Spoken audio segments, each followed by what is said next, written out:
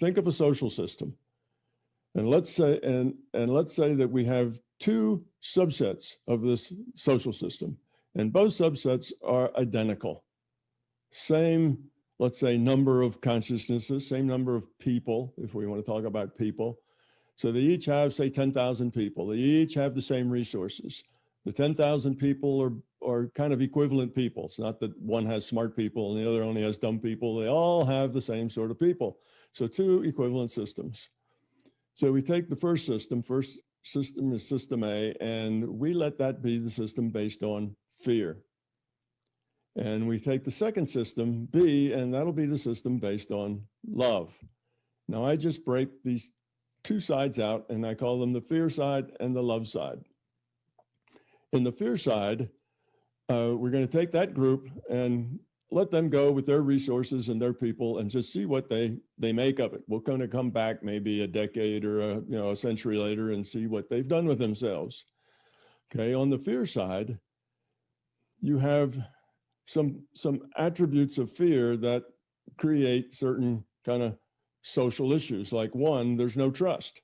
If you're very fearful, then you're afraid that other people are going to take advantage of you. So you really don't trust anybody but yourself. Well, the second part of being on the fear side is that you're very self-centered, because fear is all about you. Fear is about you and your safety and what you want and what you need, and it's centered on you. So if there's only a certain amount of resources, what we find over on the fear side is that people grab the resources and hold on to them the best they can. And there's competition for those resources because everybody wants them and it's all about them. It's not about sharing and cooperation, it's about them. So people try to own as much of the resources as possible. And eventually that society turns out to have about 5% of the people owning 95% of the resources, and just a few people on the top telling everybody else what to do and how to think, and the nature of way reality works. So that sounds kind of where we live. That's like good old planet Earth, right? That's us. So we kind of live in a fear-based culture, a fear-based society. And that's the way the fear-based side always optimizes itself. Well, it's not optimal at all. It's very suboptimal. Now let's look at the love side. Over on the love side, we have caring. It's about other. That's what love is. It's about other, not about self. It's about compassion. It's about optimizing the resources for everybody. So everybody there wants everybody else to have it as much the way they want it as possible. So it's everybody's trying to make a better place for everyone else. If we look at that side and we come back, a century later or whatever, what we find is that everybody is cooperating, everybody's sharing.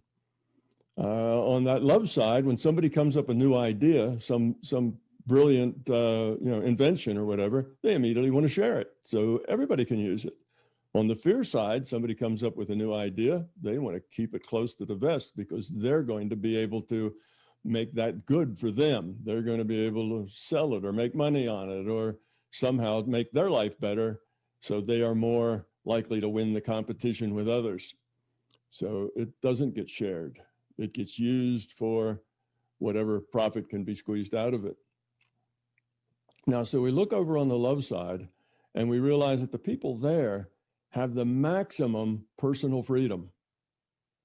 Because if anybody there says, gee, I'm not happy doing brain surgery every day, I want to be a poet.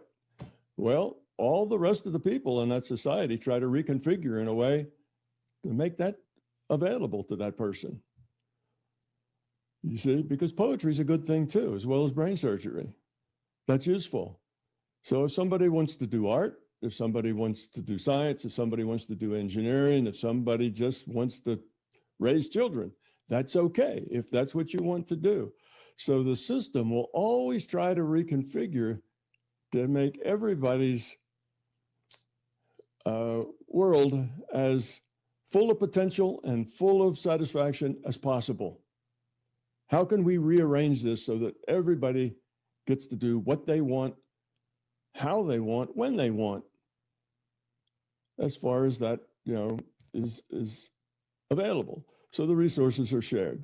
So that's why we come to the conclusion that an information system, as it evolves toward becoming love. You see, so naturally we have this larger consciousness system. It's an information system, and it is evolving toward becoming love because that's the optimal system.